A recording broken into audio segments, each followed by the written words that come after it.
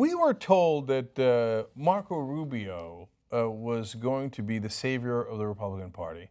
I'm not just saying that metaphorically or as a hyperbole, for example. No. Time magazine literally called him the Republican savior. Here, watch. Look, so there it was. And I love how they just declare that. Right? Yeah. I like it. Oh, mainstream media, really liberal, right? So here's a guy who is deeply conservative, and they said, that's it, he's awesome, right? Yeah. It turns out the voters disagreed, substantially so. And they didn't like the boy, and they didn't like that he was a politician, very standard talking point politician, so they dismissed him.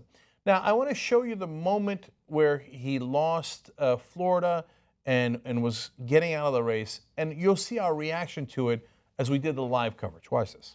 But after tonight, it is clear that while we are on the right side, this year, we will not be on the winning side. Ooh. I take great comfort in the ancient words which teaches us that in their hearts, humans plan their course, but the Lord establishes their steps. And so yet,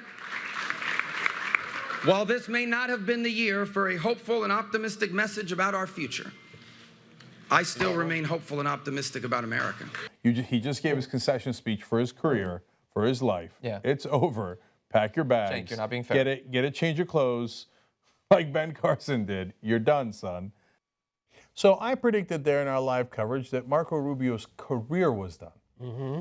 Now let's go to tape from today. I'm not going to be vice president. I'm not running for governor of Florida. I'm going to finish out my term in the Senate over the next 10 months. We're going to work really hard here, and we have some things we want to achieve, and then I'll be a private citizen in January. And you're not going to rethink this and go back and file in April or May for this seat? No, I'm not running for re-election to the Senate. As I said, I'm going to finish my term here, and then I'll be a private citizen.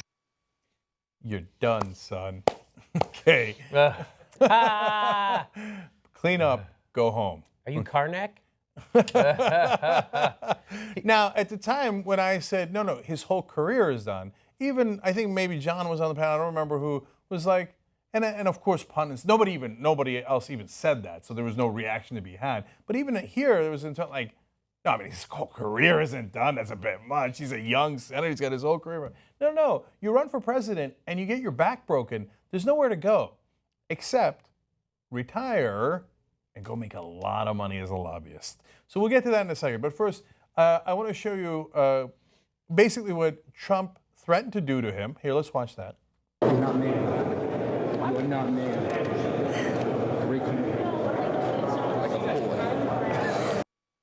Okay, that wasn't Trump. That was Michael Grimm, a Republican congressman who threatened to throw a reporter off a balcony and said, "I'll break you like a boy." Why? Why did he do that? Because he asked him a perfectly fair question, and he didn't like that. Didn't like it. Right? It was about his indictment or something. Right, and luckily he's done as well. Oh no, I do have the video of Trump breaking Rubio. Let's go to that. Ah, yes. I was wondering what would break first. Your spirit?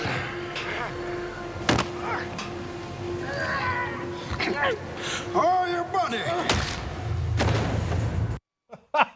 I felt that one. Yeah. He broke him like a boy. Wow. Wow. So to see Marco Rubio get unmanned like that, and then to bow his head and say, no, my whole life is done. Oh. He lost so bad. It's like going to Vegas and losing so bad in the casino. You're not just leaving the casino, you're leaving Vegas. Yeah. You're leaving Nevada. He's leaving America. He's out. He's leaving politics. Yeah. It's one of those life-changing moments where you're like, no, that's it. I'm selling my house. I'm selling the house. Right. But I do believe him when he says he still has a lot of hard work to do when he goes back to Washington. He has some things he wants to achieve, like, I don't know, maybe a job at a bank. Oh, yeah. Yeah. I'm going to guess he gets a job at a bank. Yeah. So there's no question that he's going to get a multi-million-dollar offer as some sort of lobbyist or consultant, or maybe even literally a consultant to the bankers, right? Yeah. And so you have to understand, if you're Marco Rubio, that's actually a wise move. A lot of people hang on to power, but Marco is a studied politician, and his whole course has been plotted out. And he was going to make this run, And of course, he thought he was going to win. He had a good chance of winning. When he doesn't win, there's no point in being a senator. The point of being a senator was to get powerful or rich or both. So now that he can't be powerful anymore or more powerful than a senator, he's like, well, what the hell did I get into this for? To get paid.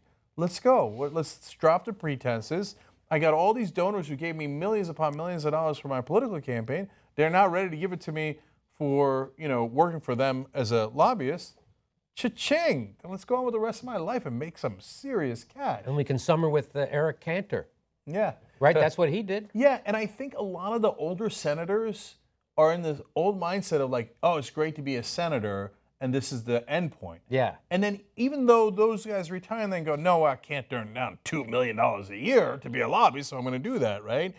No, Marco Rubio got into politics to get rich, right? Marco Rubio got into politics not despite the corruption, but because of the corruption. That's why he was supposed to be the Republican savior. That's why the entire establishment told us how great Marco Rubio is, because they knew he would play ball. And part of playing ball is at the end, you get the direct bribe, not one that goes into your campaign, but one that goes into your pocket. So if you think I'm being unfair, no problem.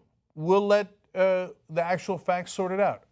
I guarantee you that Marco Rubio will get a very lucrative job, in essence, being a lobbyist or consultant for the same guys that were bribing him when he was in office, okay? I know we've legalized the bribes now, but that's what's going to happen. And if you think I'm wrong, oh, no, Cenk, you're being unfair to the Republicans or you're being unfair to Washington, I'm fair to this. I don't know who thinks that. But, okay, if you think that, are you going to come and apologize to me when I do another Told You segment when he becomes a lobbyist?